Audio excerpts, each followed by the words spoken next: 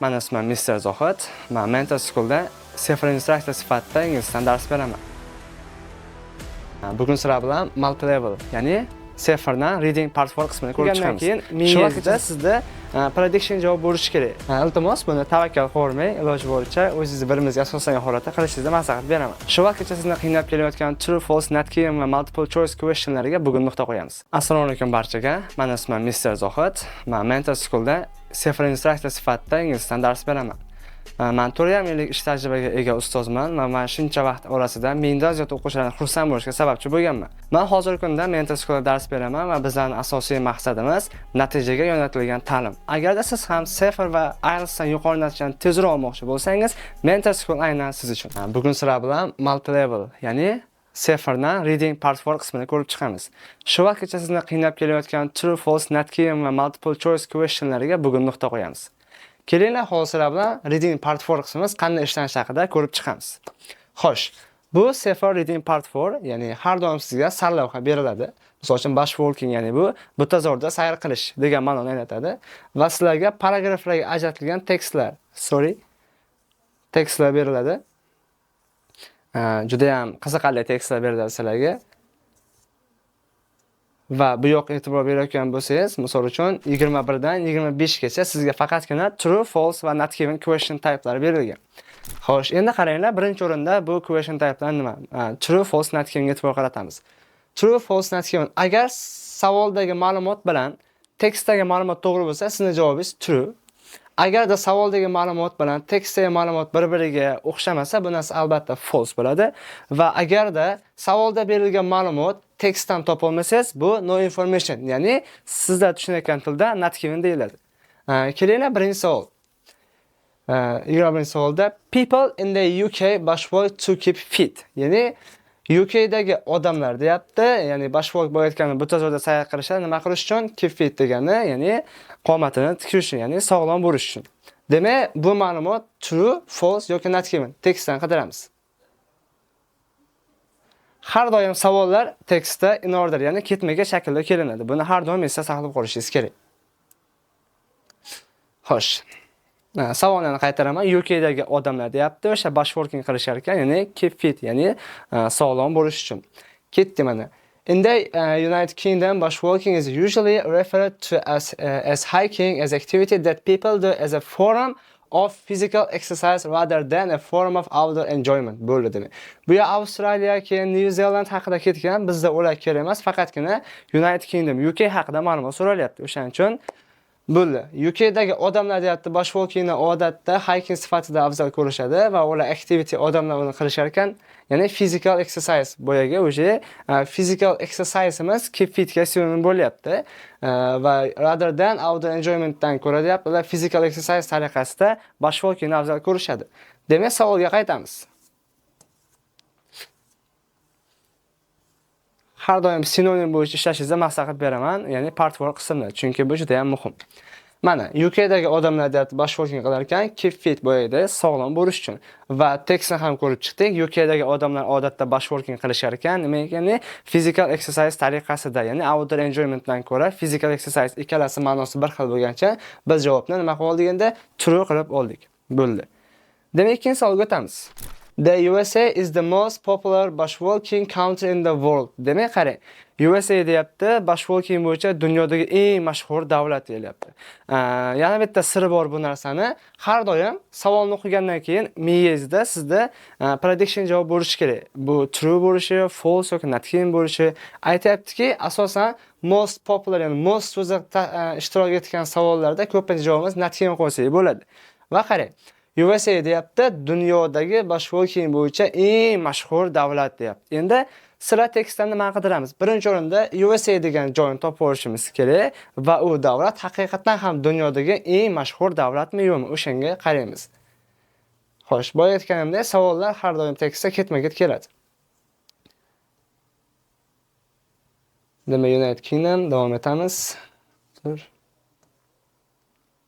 Demak, USA haqida bizda 3-paragrafda gap ketgan.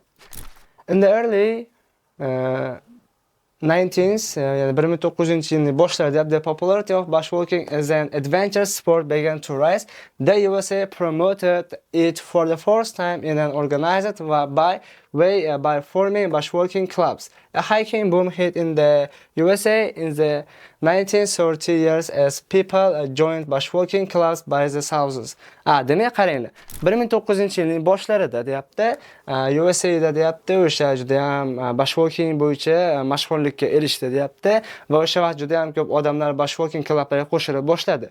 To'g'ri, USA'da bushwalking mashhur bo'libdi. 1900-yilning boshida, 1930-yillarda odamlar uchun отдельно bushwalking klublar qilingan. Lekin USA dunyodagi eng mashhur davlat bo'lgan degan joy tekstda berilmagani uchun biz bu javobni nima qildik endi?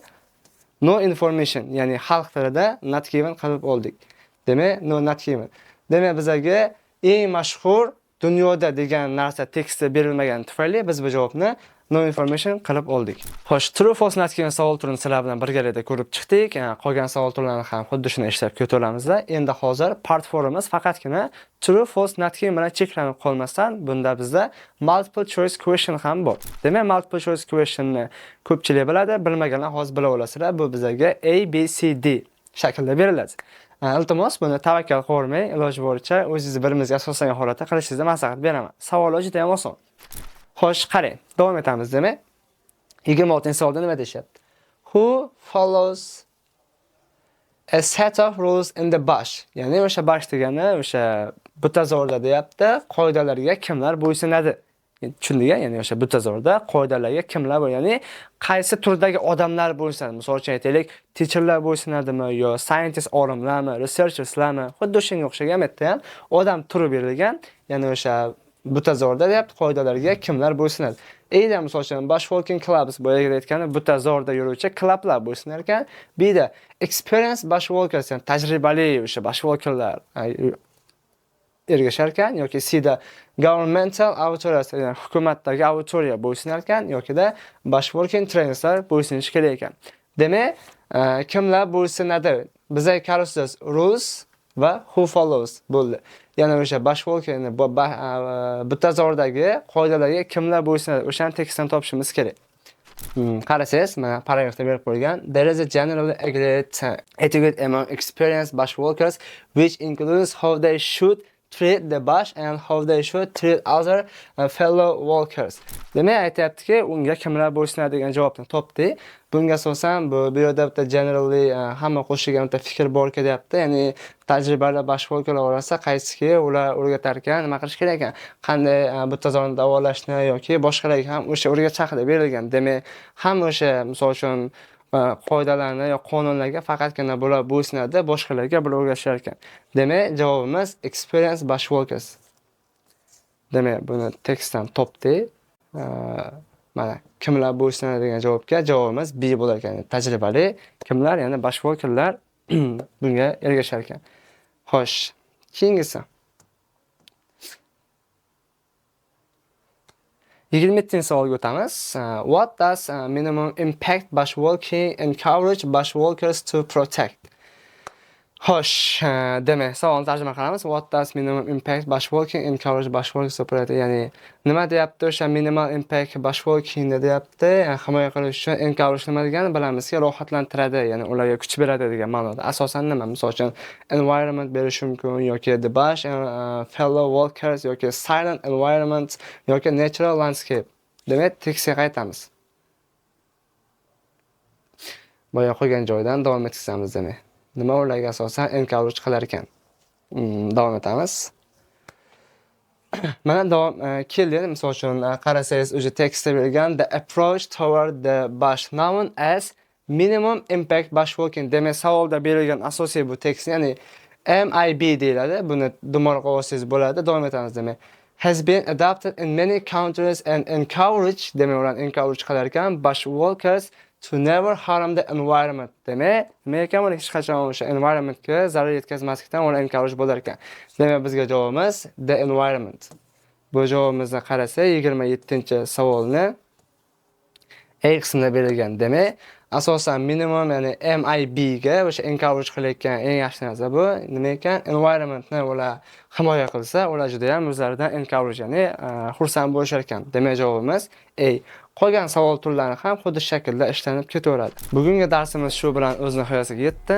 Videomiz foydali bo'lgan bo'lsa, videoga like bosib, bizga obuna bo'lishni unutmang. Keyingi darsda ko'rishguncha.